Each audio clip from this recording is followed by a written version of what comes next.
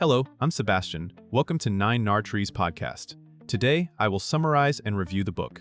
Global Capitalism by Jeffry Frieden offers a clear, historically grounded tour of how the world economy became connected through trade, finance, investment, and political bargaining. Rather than treating globalization as an unstoppable force, the book frames it as a set of choices made by governments, businesses, workers, and voters, all operating under shifting constraints and incentives. Frieden traces major eras from the 19th century boom in international commerce and capital flows, through the shocks of world wars and the Great Depression, to the post-war rebuilding of institutions and the later surge of market liberalization. Along the way, he emphasizes how domestic politics shapes international economic policy. Leaders balance growth and stability against distributional conflict, and winners and losers fight over rules for money, trade, and regulation.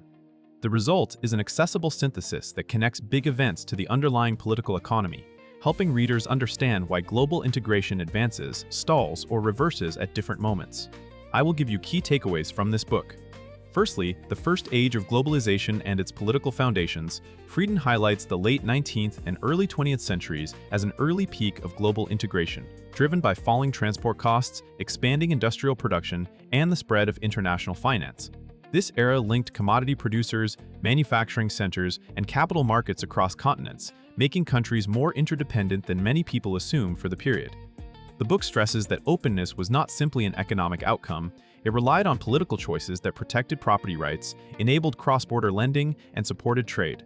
It also depended on relatively stable monetary arrangements that reduced exchange rate uncertainty and facilitated long-distance contracting. At the same time, integration intensified domestic distributional conflict. Export-oriented sectors and internationally connected financiers benefited, while groups facing import competition or volatile commodity prices often pushed back. Frieden uses this tension to show a recurring pattern. Global capitalism advances when influential domestic coalitions favor openness and when governments can credibly commit to stable policies. When those coalitions fracture or when the social costs of openness rise, political support weakens. Understanding this first wave matters because it establishes the template for later debates about who gains from globalization and which institutions make it workable. Secondly, war, depression, and the breakdown of international economic order. A central theme is how fragile global economic integration can be when geopolitical rivalry and domestic instability collide. Frieden describes how World War I disrupted trade routes, redirected production, and forced governments into unprecedented control over finance and industry. The interwar period then became a laboratory of competing strategies to restore prosperity, including attempts to rebuild pre-war monetary stability and reopen markets. The book connects these efforts to the political constraints leaders faced at home. Voters demanded employment and social protection, while creditors and business groups wanted currency stability and access to global capital. These objectives often clashed, especially when countries tried to maintain rigid exchange rate commitments while economies suffered deflationary pressure. Frieden presents the Great Depression as not only a financial and economic calamity, but also a political turning point that accelerated protectionism, capital controls, and policy nationalism. The collapse of cooperation demonstrated how policy choices in one country could trigger reactions elsewhere, producing a spiral of trade barriers and competitive currency moves. This topic clarifies that global capitalism is not self-correcting. It requires coordination, credible domestic governance, and institutions able to manage shocks without forcing societies into intolerable adjustment.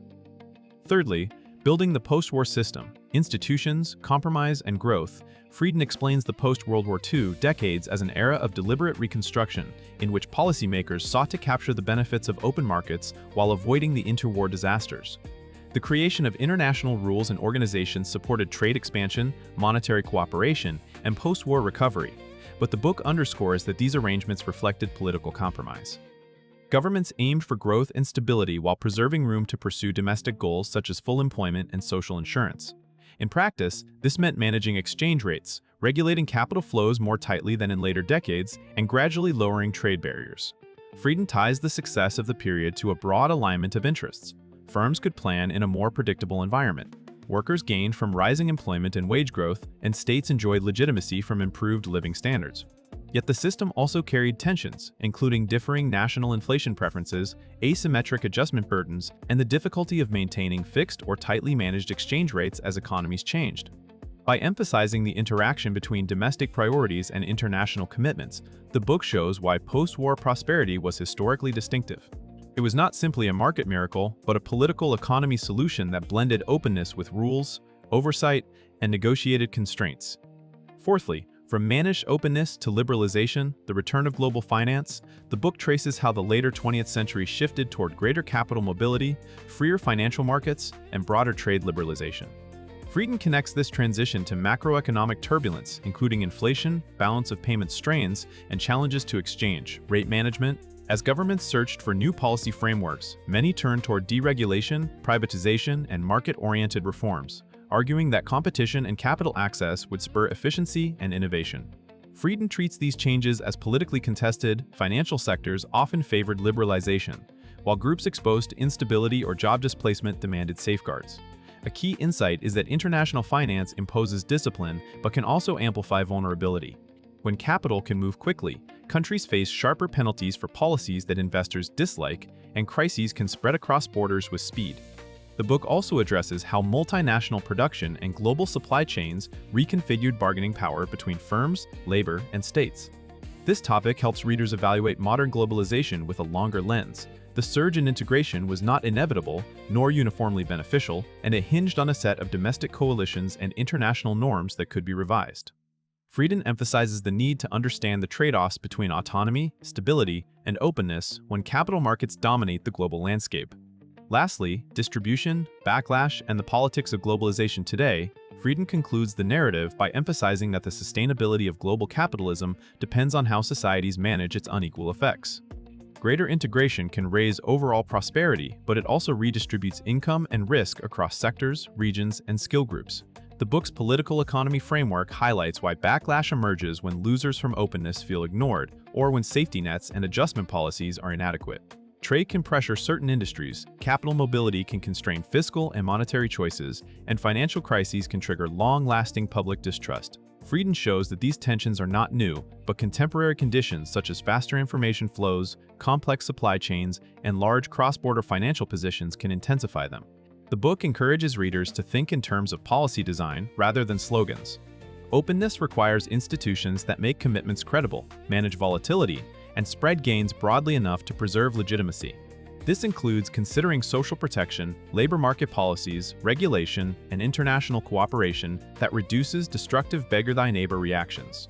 By focusing on the interaction between domestic conflict and international constraints, the book offers a structured way to interpret current debates about deglobalization, populism, and reform of global rules. It frames the future of globalization as a political choice shaped by coalitions, institutions, and crisis management. In conclusion, this book is best for readers who want to understand globalization as a political and historical process rather than a purely technical economic story. Students of international relations, economics, and history will gain a coherent framework for linking wars, depressions, monetary regimes, and trade policy to domestic interest group conflict.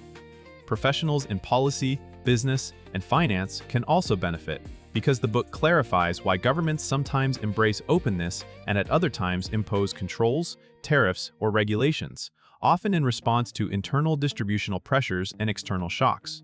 The practical value lies in its ability to sharpen judgment about current events.